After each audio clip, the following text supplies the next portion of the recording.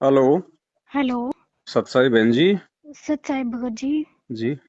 परमात्मा की दया से आज मेरा नंबर लग ही गया। जी। आ, कहाँ से बोल रहे हैं? हेलो। जी बहन जी, कहाँ से बोल रहे हो? सत साई भगत जी। सत्साई। मैं गाजियाबाद से बोल रही हूँ, मीनाक्षी उदासी। जी बोलिए। हाँ भगत जी, मैंने दिवाली से पहले आपको मैसेज किया था शंका अच्छा। समाधान की पुस्तक के लिए। अच्छा। तो अभी तक मेरे पास ना पुस्तक नहीं आई है। अच्छा। तो मैं यही पूछना चाह रही थी कि वो पुस्तकें, मतलब मैसेज तो आया था, ओके आपका लिखा हुआ आया था, तो वो पुस्तकें मतलब कोरियर हुई हैं या नहीं हुई हैं? अगर ओके लिख के आया है तो आपके पास पुस्तक आ जाएगी बहन जी। बीच में थोड़ी पुस्तक समाप्त हो गई थी, दोबारा से छपी है, अब भेज रहे हैं हम दोबारा से। अच्छा भगत जी, वो कब तक आ पाएंगे? क्योंकि मुझे ना पुस्तक बहुत थोड़ा जल्दी चाहिए थी। मैंने इसलिए मैसेज भी बहुत जल्दी करा था। मेरे घर में शादी भी आ रही है। अच्छा अच्छा अच्छा। तो उसके लिए मुझे यही डर लगा रहता है कि कोई नियम मर्यादा मतलब खंडित ना हो। छोटी मोटी हम्म। गलतियां तो रोज होती ही हैं। जी। तो मैं यही पूछना चाह रही थी कि वो यहाँ पे कोई आसपास में सात संगति वाला कोई सत्सेवक भाई हो बहन हो गाजियाबाद के आसपास में? भगत तो काफी हैं साथ संगत से जुड़े हुए, दिल्ली, गाजियाबाद, नोएडा में, लेकिन अब दास बहन जी किसी का नंबर नोट नहीं करता है, क्योंकि मेरे पास दिन में सैकड़ों फोन आते हैं। फोन मैं आते नंबर हैं। मैं नहीं सेव कर पाता किसी का भी। और दूसरी बात, मैं इसलिए भी सेव नहीं करता क्योंकि मुझे किसी से कोई स्वार्थ भी नहीं होता कि भाई हाँ ये पैसे वाला है, ये अच्छे पद पोस्ट वाला है, इसका नंबर सेव कर लो, कल को काम आएगा। काम केवल हमारे परमात्मा आना हाँ, ये तो सही कह रहे हो भगत है ना। जी। तो मैं नंबर नहीं रखता बहन जी संगत में किसी का भी। ठीक है, जिससे भाई कोई मेरा काम पड़ता रहता है उनके मैं जरूर सेव कर लेता हूँ। अच्छा, यहाँ पे कोई आसपास में सात संगति होती हो दिल्ली में आपके या बुलंदशहर में होती है। बुलंदशहर में होती है? हाँ। बाकी तो पुस्तक आ जाएगी शंका समाधान की आपके पास, ऐसे कोई बात नहीं है। तो भगत जी, आप मुझे थोड़ा सा बस ये बता दीजिए कि जैसे मेरे परिवार में मेरे जेठ की लड़की की शादी है। जी। तो वो पास में ही रहते हैं, तो मतलब वैसे जा सकते हैं? जैसे मतलब मैं 2-4 मिनट को चली जाऊं, बस शक्ल दिखा के आ जाऊं, ठीक उसमें है? कोई दिक्कत नहीं है बहन जी, उसमें कोई दिक्कत नहीं है। परिवार में सुख दुख में शामिल होने के लिए गुरुजी ने कभी मना नहीं किया है। आप कहीं भी जाओ, देश विदेश में, पूरी दुनिया खुली है, लेकिन सिर्फ अपनी मर्यादाओं के साथ रह के जाओ। फिर आपको कोई भय नहीं है। जो गुरुजी ने जो मर्यादा बता रखी है ना, ना शादी विवाह में लेना ना देना है, ना किसी की शॉपिंग कराने में कोई सहयोग करना, ना किसी को कोई सलाह देना कि भाई चांदी के हाँ, बनवा ले, सोने के बनवा ले, ये करवा ले, वो करवा ले, इतनी तीड़ ले आओ, इतने कपड़े ले आओ। इन हमने चीजों से किसी तो भी मैं चीज दूर में हूँ। कोई सहयोग नहीं करना है। बाकी आप वहां हाँ, जाओ, आपका परिवार है, खाना खाओ, भोजन खाओ, बैठो, परमात्मा की चर्चा करो, सुख दुख की बातें करो, कोई दिक्कत नहीं है। लेकिन जहां पे ये कर्मकांड, रीति रिवाज, पूजा पाठ और बेकार की परंपराओं की जहां पे कोई बात आती है ना, हाँ वहां जी। पे बिल्कुल दो टूक जवाब दे दो कि भाई मैंने नाम दीक्षा ले रखी है, मैं इन चीजों से दूर हूँ, माफी चाहती हूँ। बस वहां कोई शर्मा शर्मी नहीं फिर। ठीक है भगत जी। बाकी कहीं जाओ बहन जी, पीहर में जाओ, ससुराल में रहो, अपनी सहेली के जाओ, कहीं जाओ, हमें क्या दिक्कत है। मालिक कहते हैं भगत कबीरा तेरी झोपड़ी गलकटियन के पास, जो करेगा सो भरेगा, तू क्यों भया उदास। हमें किस बात का भय है। हमें अपनी मर्यादाओं में रहना है। अब जैसे किसी आदमी को शुगर है हाँ जी। और डॉक्टर ने मीठा खाने के लिए मना कर रखा है, हाँ तो जी। डॉक्टर ये थोड़ी कहेगा कि आप शादी में मत जाओ, आप जी अपने ससुराल में मत जाना। डॉक्टर कहता कहीं भी जाओ, लेकिन भैया जो नियम है, मीठा मत खाना बस। ठीक है भगत जी। तो भगत जी, गुरु जी के नियम मत तोड़ना, बाकी चाहे फिर कहीं भी जाओ बहन जी। ससुराल वाले तो मेरे विरोध करते हैं, मेरे पति तो बहुत ही ज्यादा विरोध करते हैं। पर देखो मैं कर रही हूँ, ये परमात्मा की भक्ति संघर्ष है से बहन डटी जी, हुई हूँ।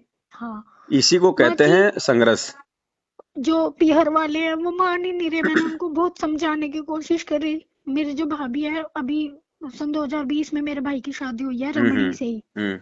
वो मुंडका से हैं, सन हम्म। 2004 से जुड़े हुए हैं। हम्म। मैंने अपने भाई को बहुत समझाने की कोशिश करी। वो कह रहा हाँ मैं समझ गया, तेरी बातों से लग रहा है, तूने हम्म। पवन के वीडियो देखे हैं, तू उसके चक्कर में मत फंस। वो अपनी डपली बजा रहा है, ये अपनी डपली बजा रहे हैं, कोई कुछ हम्म। नहीं है। उसने उल्टा मुझे ही पाठ पढ़ा दिया। उस दिन मुझे परमात्मा भी सपने में दर्शन दिए। परमात्मा मतलब मैं उनको दंडवत प्रणाम कर रही थी, तो उनका ध्यान मेरी तरफ नहीं था, वो किसी और को देख रहे थे और गुस्से से में नाराज से मतलब बहुत मायूस से, उनका ध्यान कहीं दूसरी तरफ था, वो मुझे नहीं देख रहे थे। और मैंने उनको बोला 2-3 बार, जैसे दंडवत प्रणाम किया, तो वो मैंने उनको 2-3 बार बोला कि गुरुजी दंडवत प्रणाम, दंडवत प्रणाम, तो बोले हाँ हाँ हाँ ठीक है बेटा ठीक है। ऐसे करके उन्होंने छोड़ दिया। मैंने उसे बहुत समझाने की कोशिश करी, वो तो मानते ही नहीं है, आए दिन मुंडका में ही बैठे रहते हैं। देखो बहन, ये आत्म कल्याण का मार्ग है और परमात्मा ने साफ साफ कह रखा है कि आत्म कल्याण के मार्ग में ना तो भाई की माननी, ना अपने पति की माननी, ना पत्नी ने अपने पति की माननी, ना पति ने पत्नी की माननी, ना माँ बाप की माननी। ये आत्म कल्याण का मार्ग है। ये केवल परमात्मा के ज्ञान को आधार बना के देख के चलने से ही सफल होगा। दूसरी बात बहन जी, अगर आपने नाम लिया है तो आपको पता है कि परमात्मा का ज्ञान दुनिया से अलग है, शास्त्रों के अनुसार है, और दुनिया की हाँ जी। परंपराओं के जो है ये विपरीत है। तो संघर्ष तो इसमें होगा ही होगा है, नो डाउट। अब संघर्ष का सामना हमने आंखों में आंसू निकाल के नहीं करना, वो तो एक कमजोर आत्मा की पहचान हो जाएगी। संघर्ष का सामना हमने गुरुजी पे विश्वास करके करना है। अगर हम अपने परमात्मा के लिए 2 कदम आगे बढ़ाएंगे, सास ससुर की गालियां खाएंगे, अपने पति की मार या गाली खाएंगे, उनके ताने सुनेंगे, उनके व्यंग सुनेंगे, सहन करेंगे, तो परमात्मा उस भगत के साथ में रहेगा। हम पहले डर जाते हैं, ये हमारी सबसे बड़ी कमजोरी है। जबकि डरे हुए लोग वो हैं क्योंकि वो काल प्रेरित हैं, उनके ऊपर परमात्मा का हाथ नहीं है। और काल का सबसे पहला दाव क्या है इस परमात्मा की भक्ति से भगत को दूर करने का? दूर डर, करने का भय। डर। वो डराएगा, तेरे को घर से निकाल देंगे, तेरा ये हो जाएगा, तेरा कोई ठिकाना नहीं होगा, तू दर दर की ठोकर बहुत खाएगी। अरे सही कह रहे भगत हो जी। है, परमात्मा अपने भगत को दर दर की ठोकर खाने देगा क्या? मीराबाई भक्ति के नहीं, लिए अपना घर छोड़ के चली गई थी, किसने संभाला उसको वृंदावन में? परमात्मा ने परमात्मा संभाला ने। था। हर अच्छे बुरे आदमी से उसको बचाया परमात्मा ने, उसकी उसकी खाने पीने की व्यवस्था की परमात्मा ने। तो मालिक साथ रहेगा। हम बहन जी कोई सुने थोड़ी हैं, हम बिना धनी के थोड़ी हैं। लेकिन सही कह हम रहे हो पहले ही हम हार मान जाते हैं, हम डर जाते हैं, क्योंकि काल का काम है भय कि यार भय। ये प्रॉपर्टी नहीं छीन जाए, ये भाई है कहीं बाद में मेरे को जमीन दे ना दे, मकान में हिस्सा दे ना दे। तो वो पहले हमारे को डरा देता है काल। सही कह रहे हो भगत जी, काल भगवान तो पूरा दाव चला रहे हैं अपना। रोज बहुत सपने आते थे मुझे बीच में कि तेरा डाइवोर्स हो जाएगा, तेरा यूं हो जाएगा, हो जाएगा तेरा तो हो वो हो जाएगा, जाएगा। डाइवोर्स हो जाएगा तो कौन सा मेरा यही परमात्मा से कनेक्शन कट गया? ऐसे पति ना जाने कितने मिली और कितने मिलते रहेंगे। यही ठान रखे ये भगत जी आत्मा आप। का पति अब की बार मिला है, इसका हाथ नहीं छोड़ना हमने। चाहे चाहे हमारा घर छूटे, चाहे परिवार छूटे। और फिर परमात्मा क्या कहते हैं बहन जी? जय तू चाले 1 कदम, मैं चालू कदम 60, जय तू हो जा काठ की, मैं हो जाऊं लोहे की लाट।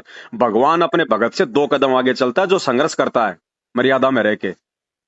फिर तो भगवान की आवश्यकता ही नहीं है। फिर भगवान की भक्ति कौन करेगा? अगर भक्ति करते करते भी, परमात्मा कहते हैं, अगर भक्ति करते करते भी मेरे भगत पे संकट आवेगा तो हमें कौन पूछेगा? हमें कौन पूछेगा फिर? ये मालिक की वाणी है। सही कह रहे हो भगत जी। लेकिन भगत इसके लिए जी बहन जी थोड़ा विश्वास चाहिए, थोड़ा इसके लिए मतलब समर्पण चाहिए। ठीक है भगत जी। समर्पण चाहिए। अब जैसे छोटा बच्चा होता है, बाप उसको तीसरी मंजिल पे ले जाके उसके दोनों हाथ पकड़ के अगर उसको दीवार से नीचे कर देता है तो बच्चा बहन जी डरता नहीं है, क्योंकि उसको अपने बाप पे विश्वास है कि ये मुझे छोड़ेगा नहीं। हाँ जी। और वो बच्चा जब समझदार होता है और उसका यार दोस्त उसके हाथ पकड़ के अगर बिल्डिंग से नीचे करना चाहे, वो नहीं होता है, क्योंकि उसको विश्वास नहीं होता उस पे। तो हमने उस प्रकार से एक बालक की तरह अपने गुरुजी पे हमने अंधा विश्वास करना पड़ेगा, सही कह रहे हो भगत तब जी। बात बनेगी बहन जी। परमात्मा ना जाने किसकी व्यवस्था बहन जी किसके माध्यम से करवा दे। कितने ऐसे घर परिवार है भगत समाज में, कितने ऐसे परिवार हैं जो केवल अकेले हैं, करोड़पति हैं, अरबपति हैं, उनकी कोई सेवा करने वाला नहीं है। क्या पता भगवान कहां पे सेट कर दे अपनी उस आत्मा को, उससे भी अच्छा माहौल दे देगा उसको भक्ति के लिए। हाँ जी। तो डरना नहीं है बहन जी कि पति निकाल देगा, घर से निकाल देगा। ये घर हमारे हैं क्या? नहीं भगत जी, हैं? आपकी वीडियो से, आपकी बातों से भगत जी बहुत हिम्मत मिलती है। आपको देख के ऐसा लगता है कि जैसे परमात्मा ने ना एक नौका भेज दी, हम डूबते हुए को सहारा दे दिया। आपकी बातों से बहुत हिम्मत मिलती है भगत जी। बस आप अपनी सेवाएं से ही करते रहना। आपकी वीडियो देख के इतनी दृढ़ता आती है, मैं अपने घर से बाहर नहीं जा सकती, अपने घर में ही भक्ति पूजा करती हूँ, अपने परमात्मा को अपने हृदय में लेके चलती हूँ। बहुत सात समिति की वीडियो मैं घर में ही बैठ के देखती हूँ, इतनी दृढ़ता आती है, इतना विश्वास बढ़ता है। आपको देख देख के ऐसा लगता है कि परमात्मा हमारे साथ ही है, हमारे बीच में ही है। और मतलब परमात्मा ने आपको खड़ा कर दिया। आप कुछ नहीं हो, आप कुछ नहीं बोलते, लेकिन जो आप बोलते हैं वो परमात्मा के शब्द होते हैं। परमात्मा हमें राह दिखाते हैं। आप हमारी भक्ति की सांसें हो, जो भक्ति या जो हमारी श्रद्धा दम तोड़ रही थी, वो कहीं ना कहीं आपके सहारे परमात्मा ने जिंदा कर दी।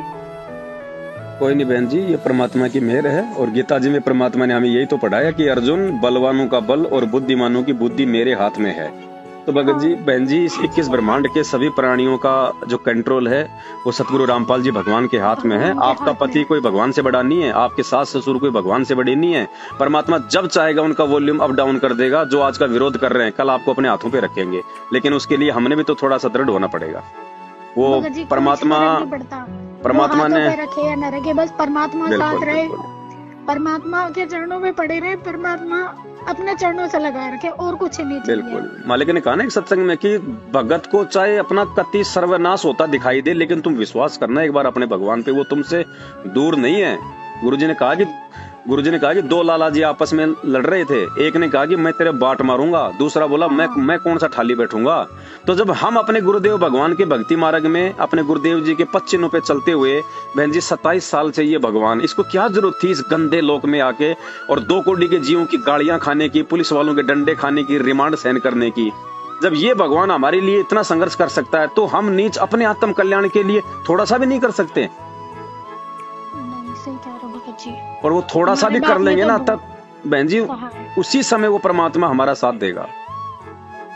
क्योंकि जो खुद अपने आत्म कल्याण के लिए जागरूक नहीं है, जो छोटी छोटी बातों पे संघर्ष ना करके अपने परिवार रिश्तेदारों से मिल के जो है समझौता कर लेता है, वो बहन जी कभी भी इस भक्ति मार्ग पे लंबी रेस का घोड़ा नहीं बन सकता। 2 नाव की सवारी का मार्ग नहीं है ये। आप हिम्मत रखो, परमात्मा साथ में है बहन जी, परमात्मा से बढ़ के कोई नहीं है। पता नहीं कब परमात्मा इनके दिमाग में क्या प्रेरणा कर दे और ये आपको परेशान करना छोड़ दें। बहुत सारे एग्जाम्पल ऐसे, जिन माता बहनों को घर में दीपक नहीं जलाने दिया जाता था, जिनको खुल के आरती नहीं करने दी जाती थी, लेकिन उन्होंने संघर्ष नहीं छोड़ा। तो गुरुजी ने क्या कहा कि उस घर में जब तुम भक्ति करोगे ना संघर्ष में, उस भक्ति का प्रभाव, भले तुम मन ही मन में मंत्र जाप करो, मन ही मन में तुम आरती करो, तुम उस दबाव में, लेकिन उससे भी वो सूक्ष्म प्रभाव भक्ति का उस पूरे परिवार पे पड़ रहा है। जैसे आप अपने घर पे हलवा बनाओगी तो आड़ोस पड़ोस में महक जाएगी कि नहीं जाएगी? बिल्कुल जाएगी। आज नहीं तो 4 दिन बाद जब रोज महक जाएगी तो उनके मन में भी हलवा बनाने की प्रेरणा होगी कि नहीं होगी? बिल्कुल होगी। तो ऐसे ही आपके द्वारा उस घर में भक्ति करते रहने से, चाहे सुख में चाहे दुख में, परिवार के सभी सदस्यों पे असर पड़ रहा है, और उसी के चलते एक दिन वो शांत होंगे। और काल यही चाहता है, काल क्या करता है बहन जी कि ये भी भक्ति छोड़ दे, और इसके भक्ति करने से दूसरे प्राणी जो परमात्मा की शरण में आना, मतलब परमेश्वर के शरण में आने की जो प्रोसीजर जो वो तैयार हो रही है ना सूक्ष्म रूप से, वो भी रुक जाए। तो हमने ज्ञान से इन चीजों को समझना पड़ेगा। अगर हमने हार मान ली तो परमात्मा का काम जो है वो ठप हो जाएगा। फिर वहां पे हम अपना भी काम बिगाड़ेंगे, और जो हमारे माध्यम से जो दूसरे प्राणियों पे जो भक्ति का जो संस्कार बन रहा था वो भी नहीं बन पाएगा। और फिर दूसरी बात बहन जी, परमात्मा कहते हैं कि जब तुम शरीर छोड़ के जाओगे यहाँ से, तो काल तुम्हारी परीक्षा लेगा। 14 करोड़ यम के दूत आएंगे, तुम्हें लोभ देंगे, लालच देंगे, डराएंगे, धमकाएंगे। और जब हम यहाँ पे 2 कोड़ी के जीवों से डर रहे हैं, तो 14 करोड़ का सामना कहाँ से करेंगे? ये भी तो हमारा एक रिहर्सल करवा रहा है परमात्मा। है मालिक कहते हैं कि द्वार धनी के पड़ा रहे, चाहे धक्के धनी के खाए, 100 काल जग जोर ही पर द्वार छोड़ना। तो ये काल की तरफ से आपकी भक्ति छुड़वाने के लिए पूरा प्रयास है बहन जी। और ये देखो सबके साथ होता है, ऐसी बात नहीं है। आपको ये पारिवारिक समस्या है, तो किसी को आर्थिक समस्या है, तो किसी को ऑफिस वालों की समस्या है, तो किसी को रिश्तेदारों की तरफ से दबाव है, तो किसी को कोई शरीर का रोग है। सबको दिक्कत है, लेकिन परिस्थितियां अलग अलग हैं। और ये परिस्थितियां भगवान की जो है उस शरण में रहने से, परमात्मा से बार बार जो है दंडवत करके प्रार्थना करते रहने से ही शांत होंगी। दूसरा इनका कोई उपचार नहीं। बाकी आ जाएगी शंका समाधान की पुस्तक आपके पास में, परमात्मा ने उसमें और भी बहुत सारी बातें थोड़ा विस्तार से लिखवाई हुई है, आप देख लें। इसीलिए मैं सोच रही थी वो आ जाती तो मुझे थोड़ी सी आसानी हो जाती है आगे। और भगत जी एक बात और पूछना चाह रही थी, मेरे हस्बैंड ना मुझे घर में खर्चे को पैसे नहीं देती है, मतलब बहुत कम देती है, चिटर पुटर में देती है डेली। हमारा मेडिकल स्टोर है। अच्छा। तो मैं परमात्मा का 10वें अंश का पैसा नहीं निकाल पाती। मैं मतलब डेली निकाल सकती हूँ फिर? कोई दिक्कत नहीं, जितना आपको देते हैं ना उस हिसाब से जितना आप जो निकाल सकती हो आप निकाल लिया करो। और ऐसी परिस्थिति में अगर नहीं भी निकल पाता है हाँ जी। तो भी वैसे तो कोई दोष नहीं होता है, क्योंकि मालिक अंतर्यामी है, परमात्मा को सारी स्थितियों का पता है। लेकिन फिर भी बहन जी परमात्मा ने हमारे को एक किसान का उदाहरण दिया था कि किसान चाहे कितना गरीब क्यों ना हो लेकिन वो बीज जरूर रखता है। हाँ जी। वो बीज की व्यवस्था जरूर करता हो, चाहे वो खुद खाए ना खाए अनाज, लेकिन बीज जरूर लाएगा, चाहे उधार में लाओ, चाहे मांग के लाओ, चाहे जो मर्जी लाओ। हाँ जी। तो 10वां अंश हमारा बीज है बहन जी। सुख दुख में हमें ज्यादा नहीं तो थोड़ा निकाल लो, 10% नहीं निकल रहा तो 5% निकाल लो। जी भगत जी, ठीक भगत जी। अच्छा, दूसरा मैं कह रहा था बहन आपकी ऑडियो में डाल सकता हूँ अगर आपको कोई दिक्कत ना हो तो? ग्रुप में? हाँ, हाँ बिल्कुल भगत जी, क्योंकि बहन जी डालो। देखो अब आपको भी अगर मालूम पड़ा है इन बातों का तो देखो किसी न किसी की ऑडियो वीडियो सुन के मालूम पड़ा है। और कोई हाँ गलत भगत बात जी। हम कोई करते नहीं है बहन जी। अब इन्हीं नहीं चीजों भगत से जी। तो भक्तों में दृढ़ता और वो चीज आती है बहन जी। नहीं भगत जी, बहुत दृढ़ता आती है। आपको देख देख के तो ऐसे मतलब लगता है जैसे कोई मरता हुआ जीता है ना, इस तरीके से लगता है भगत जी। डाल देना, कोई ऐसी बात नहीं है। चलो ठीक ठीक है बहन जी, है ना? ठीक है भगत जी। सत सत सारे साई। सत सारे।